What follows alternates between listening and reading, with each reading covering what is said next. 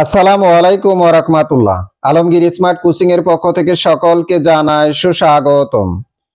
সুপ্রিয় viewers, HSC ও অন্যান্য পরীক্ষা 2025 কৃষি শিক্ষা দ্বিতীয় পত্র প্রথম অধ্যায় সৃজনশীল অনুধাবনমূলক প্রশ্ন নিয়ে আলোচনা করব। আশা করি শেষ সময় পর্যন্ত আমার সাথেই থাকবেন। So let's go. 1. মাছের অর্থনৈতিক গুরুত্ব ব্যাখ্যা করো। 2. পুকুরে সার প্রয়োগ করা হয় কেন? ব্যাখ্যা করো। 3. পুকুরে চুন প্রয়োগের প্রয়োজনীয়তা ব্যাখ্যা করো। 4. রাজপুঁটি মাছ চাষ করা লাভজনক কেন? ব্যাখ্যা করো। 5. ফাইটোপ্লাঙ্কটন মাছের কোন ধরনের খাবার? 6. কি কি কারণে মাছ রোগাক্রান্ত হয়?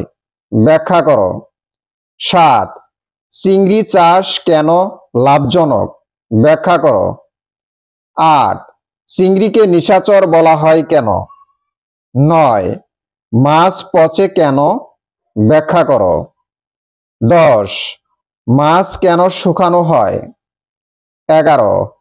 মাছ শুটকিকরণের প্রয়োজনীয়তা লিখো। 12.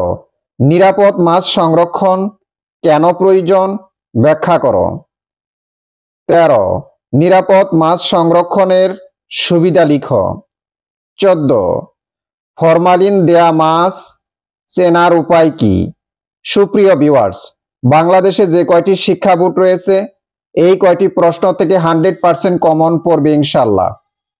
ভিডিওটি যদি ভালো লাগে নিজেরা মনোযোগ সহকারে দেখবেন এবং সবাই যেন ভিডিওটি পায় এই জন্য ভিডিওটি বেশি বেশি শেয়ার, কমেন্টস, লাইক করবেন। আল্লাহ হাফেজ।